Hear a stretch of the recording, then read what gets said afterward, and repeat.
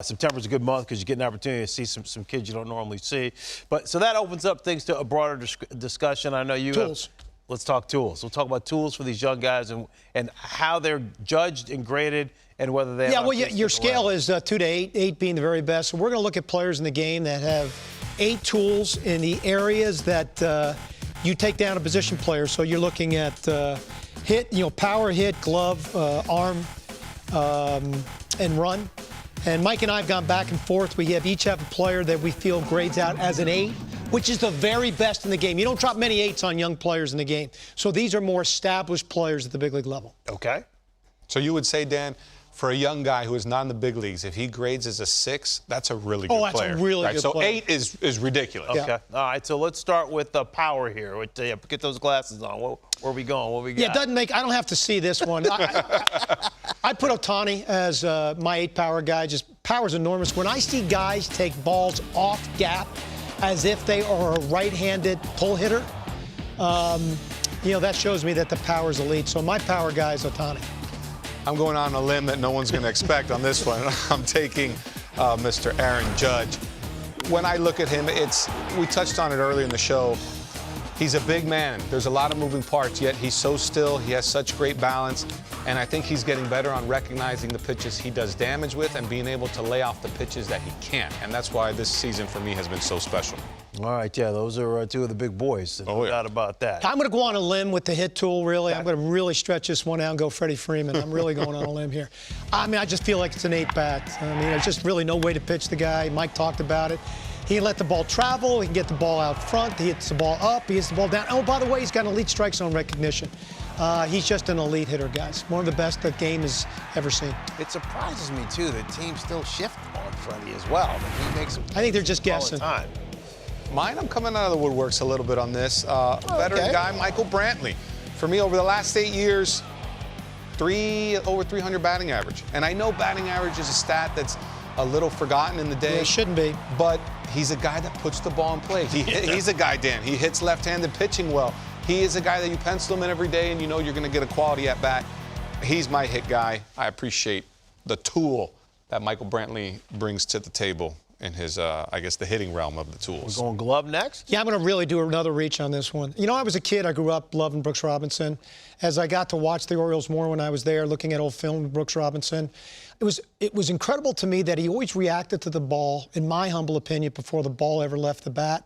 The only other player in my career that's done that is my 8 Gold Glover, and that's Nolan Arenado. He has this innate ability, Mike, to be moving instinctively towards the ball before the ball, you think, never leaves the bat. I know it's still on the bat. It just looks that way, and his ability to make plays, all different type of plays from all different angles, just fantastic. Yeah, that's what's impressive for me. He can do everything in every facet, all angles. For me, my 8 grade or 80 grade is going to be Francisco Lindor. He averages 10, that we're going with OA outs above average. He's 10 better than the next shortstop over the last 3 years. Solid guy, can go to his left, can go to his right, has plenty of range, can turn the double play, can make that throw from the 5-6 hole.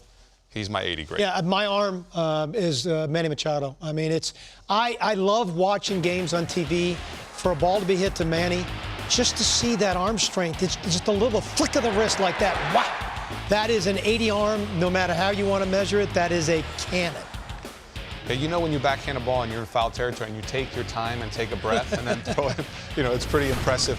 I'm going with a youngster here, and I was just floored by seeing O'Neal Cruz, and we all got enamored with, he's throwing 97, 98 miles an hour across the diamond.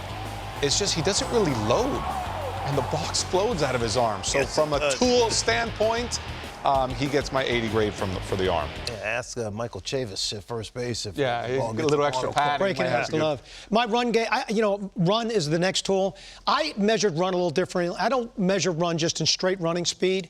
I measure run in your ability to get off the dime and get going quickly and then accelerate as you're going. So for me, Trey Turner is an 8 runner. Plus the fact he's got the most beautiful slide in the game. Totally agree. But his acceleration ability from the start all the way through the bag is just absolutely. He's got a great lean. He runs the bases exceptionally well.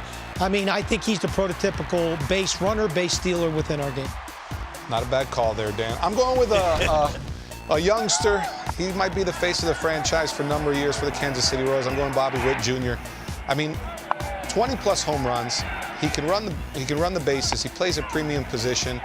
And he's, what, 20, 21? Yeah, these guys are, they're coming into their own and understanding everything they have to do to compete each day and to win in the game of baseball at an age where, all you do is compare yourself. I said at 21, I'm in college. You're nervous playing a top-ranked team. So he's doing it against the best players in the world. So I'm very impressed. Now, the hard part is finding the player that hits as close to those. It's almost impossible to find a player in a game who's got an 8 tool at every one of those 5 tools. But for me, Acuna is the closest for me. The average could be a little bit better, but I do think that's in there. But when you look at all the other tools, I could make a compelling argument.